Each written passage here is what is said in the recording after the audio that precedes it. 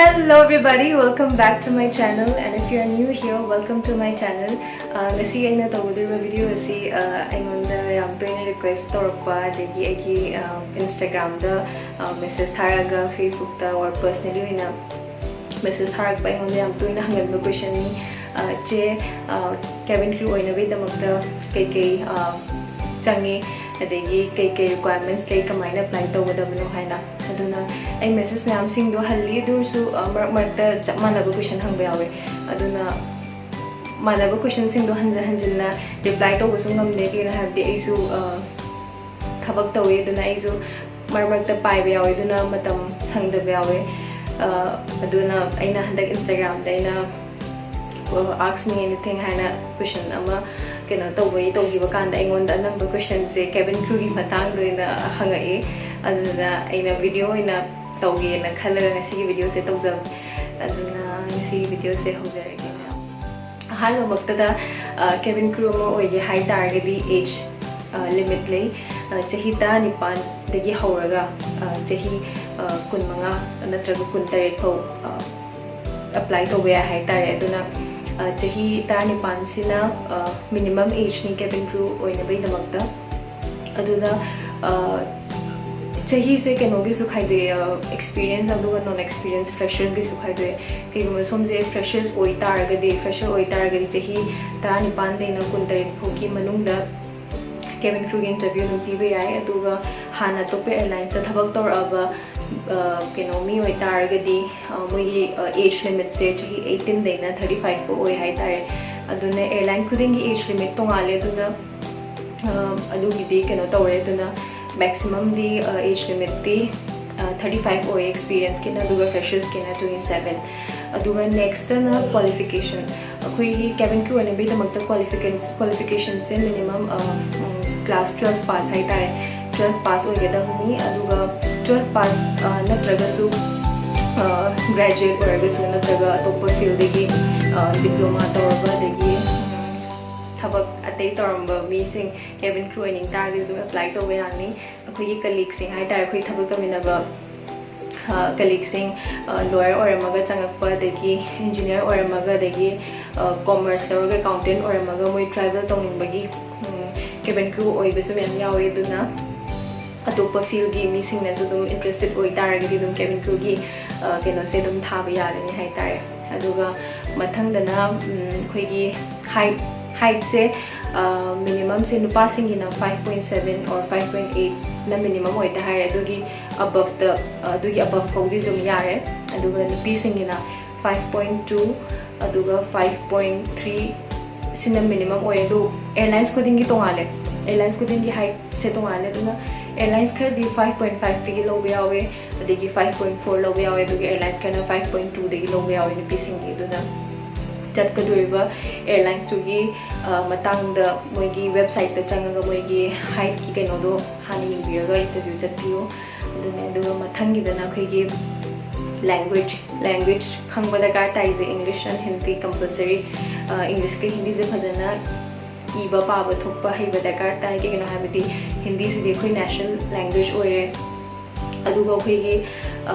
airline industry da khoi gi paiba mi singse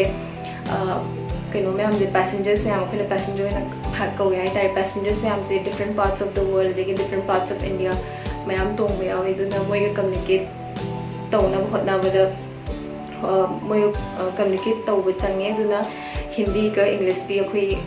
India manung gi airline gi di compulsory du moi du na Hindi ka English de phajana fluently ngangba degi ngangba hibo missing gi da makte di yamtina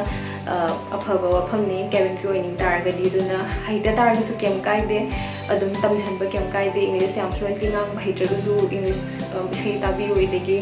English ki novel paraga kharisana practice to biyo aduga mirroring haina leko mirroring haina leze newspaper wagera ma book wagera swaina paraga mirror gi mangda lepaga muka som mirror da isa tonda yingjaraga muka paraga maina practice to targa di adum improve orakani aizo hana English is maina fluent ki kem hairam de exam yam under confident orame adur ai hana ju practice khara tawjai degi ai gi ke hai tare ai gi इमानबीसिंग खरनासु अदुम advice पी नंग स्वाइना mirroring तवो देगी English इसेगुम्बा ताओ देगी कनो मोय English अदुम ngang hotna ton da lesu na habigi mind practice tawra keno tore do airlines da la amatung da makhan gi mi yam theng ne hai tare do na moy mayam ga ke hai ni communicate tawna hotna rapada dum sai ton da ngang na dum option kem lek te dum ngang ba tai moy na de hi boron do gyan ta da ni na ina dum hai boy hai ta boy ai ngam na ba level da ngang na hotna ba da adum hai gi ba khangau de aduna som hotna ba lep kano ke gumba English ngang ba hite Hindi ngang ba hite hai tar so dum khara basic ti dum tamjan bio du hai di mi mang dum ngang ba hai di communicate to ba ngam na be mo da ngang ba ngam ga di dum yani hai tar na adu do khara work to bio anu ga mathang gi se eyesight khoi gi eyesight se khoi airline khuding ma ki to ngale hai tar na interview chat training mang da moi gi criteria pi ba hanga ba si eyesight simaina si mo khoi ke dami hai na du na adu check to ga chat pi ke na hai bi si zu airline khuding gi eyesight ki kai criteria se to ngale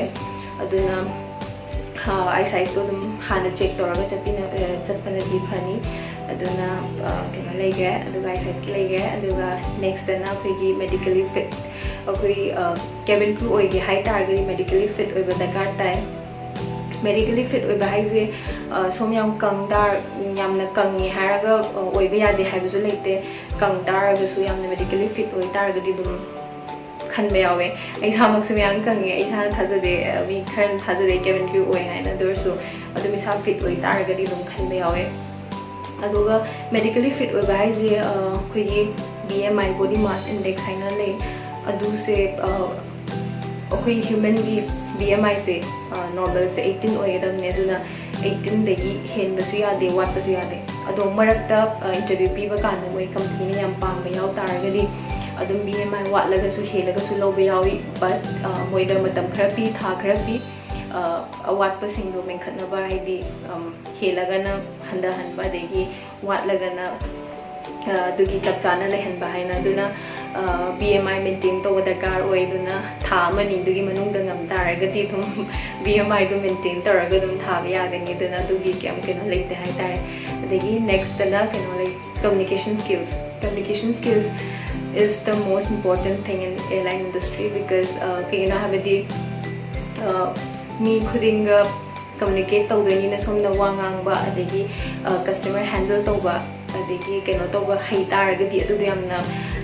kana ba pot ni adu na plus point ni hai tar adu na communication skills yamna hai ba dakar tai cabin crew mo oi gi hai tar ga ke na have the passenger single customer ga deal to ba hai se cabin crew ma gi thabak ne adu na moi da kamaina kam to ba degi flight delay or kanda hoina kamaina saw mi ke yawe degi flight cancel or kanda handle to ngam da ba degi moina chaning ba meals phang da ba degi problems yam like ko dugumba irritated about passengers me am thing rakani adu sing kamaina handle to ba ba do na communication skills ki manung da la adu na communication skills hai tar ga di adu gumba situation da kamaina react to wani kamaina handle to wani ha do yam na dakar tai adu na communication skills yamna hai ba dakar tai adu na communication skills wa la ga di communication skills to dum work to bio adu ne hai jering ba adu ga mathang da na personality cabin crew mo oi hai tar ga di cabin crew gi personality amale ba dakar tai aina angar ni cabin crew je yamna oi nen ki ke no have the I love your personality moi ati cabin moi na kai thabak to hai na kem khang de ko dur so aina khang ni je moi je flight ta pai de flight manung thabak to wi di khang en dur so moi je na yeng ba kan da idi makeup ka tor ga phajana well groom or ga yam thin nungai ga ba thab yam wan ba do nungai ba thab bi orang dra yam na wai nung su nungai ko adu so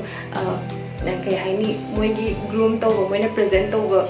makhan na moi na wa ba mam do kem khangan de aduna adugi yamna haidi plus point lay hai tar cabin crew mo gi hai tar ga di yamna personality yam phajaba dakar tai ke ra habidi mi mayam na aircraft macha da mi mayam lakduni mi mayam thingna duni mi mayam nong di yeng duni aduna moina approach to ba kan su yam yam nungai degi keno ma problem ma lay tar ga su personality phajar ga di somna akhina ngak thorok pa na traga khina keno to ba kan su dum mi do dum phajana gyan ta gi duna personality su phajaba darkar tai aduna interview chatringi mangda phajana well groom orga chatpiyo because first impression is the last impression aduna akhina interview chatpa kanda interview se akhina changbadagi hauna dum akhina observe tawba hawe si singje akhidari khangan leader su moina dum observe tawba hare akhina changbadagi akhina kamaina phamba dagi miga kamaina wari sanaba kamaina miga interact tawi have dum moina dum observe tawi dugi metungina so dum khanba yawi akhina khangja targa so moina dum notice tawi hai tare aduna phajana well groom orga chatpiyo phajana kega chatpiyo ke bahar ga yamna heavy makeup adegi yamna odd over dress is setpigano yamna chamna simple over formal look formal look ama carry tawraga ko formal look ta keraga adegi formal dress set laga formal dress kizu dress code lay dress code se khina formal shirt ka skirt set ke high tar ga skirt to yamna kaudaba knee length ge khitang kawali yare du manung da stockings hapaga heels ya wang bana trazu 6 inch ki heels na trazu dum 2-3 inch ki heels tonga yamna masana na dum chatpa yai high tar duna isada phajana well groom oi bio adegi yamna heavy makeup to bigano hair samdi thadok ta bida ban pungira na traga ponytails maina pullaga dum masana na dum chatpiu aduna adusu yamna important oi aduna moina yingba kan du dum masana targa di moi su hena impress oi hai tar adu haijaninge aduga mathang dana akoigi tattoo and scars akoigi visible oiba exposed oiba part hai tar akoigi mai ngak adegi akoigi khut akoigi smaina khut thangat adegi smaina to bakanda visible oiba parts adegi khong du su khara uba akoigi khong gi part hai tar adugumba jaga da yamna visible oiba marks aduga tattoo leiba yade kegumba lei targa su duga yam cabin crew oining targa di adu marks sing du laser treatment targa remove tawbirga dum thabi yagani aduga yamna dark oiba degi yamna achoba scars kumba lei targa di problem oini ke na habdi airlines sing yamna strict ois maina marks ki matang da duna yamna light oiba yamna pikpa makeup na conceal tawraga khumba yaba marks oi targa di dum khan gi bayai I'm not sure the khan gi bayai dum chance ko di lay dur se yamna light oi beni wani ko yam dark or ga di khar problem oi gini kan jaga khalak ta bisu yawe aduna company khar di yamna strict oi be chang je mai gumba da mall acho gumba lay tar di adu gumba long da bisu yawe aduna adu gumba isu me am lay hai tare duga mathang da na koi gi interview chatringi mangda pugadaba pote sing hai tare khoi interview chatringi mangda khoi resume haina cv haina maleko aduda somgi meng biodata adegi qualification education qualification adegi hobbies adegi achievements me amna iba malai adu somna google na try youtube ta dum thiega su dum phangani adu resume am ta hana sem darkar tai resume hana semaga adegi next da somgi passport photo aduga full length photo dum passion view darkar tar kani moi hangbusu yawi hangdabusu yawi passport ti dum hangale do full length hangdabusu yawi dorsu company khadi hangba yawi duna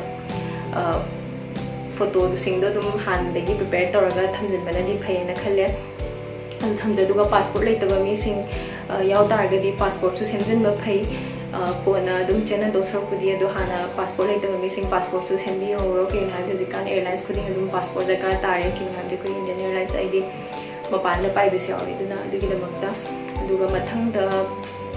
formal dress ki matang de na haige aduna phajana well groom orga chatpiyo aduga aina keno to bakan da thengnarakpa myam yawe haidi frauds oiba company ko haidi si gi paisa je piega de khoi si thabak se dum pige haina do dugum da thajabi ganu genuine oina company da thabak to ge hai targa di particular oiba airline da thabak change hai targa di moi gi website moi company website le aduna moi company gi website ta personally changaga moi ge du da career page haina ma tholakani aduda changaga how to apply for a cabin crew haina option am tholakani aduda changaga vacancies ta changaga check toraga adum yengbiyo hai tare atoppa source ki through da chang targa di yamna fraud oiba degi paisa si changani haraga keno to busu yam yawe do khangda mi hi dum moigi ke hai tare wada dum thazaraga keno to busu yam yawe thabak phajana keno tawdabaduna adugumba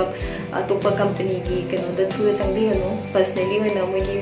company interview pigadorba company dugi website ta changaga mogi vacancy hangi hangde ingbiraga mogi website ta changaga oina keno check toraga oina interview pibiyo haitare aduna yam thina safest oiba keno ne aduna aigi experience di yam nungai as a cabin crew oina aina angang oingai digi yamna admire to profession amane ai oiningai di khalaga swaina oining di khanjarakte do line chanbiduna ai si cabin crew habado oire aduna aingonda personally message tharak pa angang sing du yamna hope amada hangzabane moju sigi field sida yamna changlinge khange do su hangpham leitabagi adigi guide pibinaba leitabagi aingonda myam hange duna sigumba myam je thengne duna isi video se tawjabani aduna ai isi video se yingaga I hope yani khangdaba myam khangamgani aduga marakta mathangda khangba yaw taraga su dum aingonda DM tawbiro Instagram da or comments dum comment section da dum hangbiro makha tana hangba question myam ai dugi next video da thingjarage ngasi na senderba video se di basic requirements to be a cabin crew sida ni duna aina high points me amjida work to bio dana work to targa di dum cabin crew adum oiba yagani aduga mathangi further mathangi video da di ai cabin crew gi training gi process ta kamain to we degi khoi training interview kamain pi interview da ke question hangi have do duna mathangi video da tawjarage na train video sam sangani adana ngasi gi simulation jarage khurumjari mayam aduna aigi video se loibo iwe da makta yam harawe ado aigi page YouTube channel da like ka subscribe to ka wi gan adugo bell icon da su press to wi mathangi video la pada yam tana notified oina ba da yam nungai na ngase manipur da vlog to buse mathang da su maite lon da hena vlog to ba tawna hotna jage sengraga su adena haigi da su yi khot ki ba yar go su ngakpi gani aduna ngasi gi da loisinjarage mayam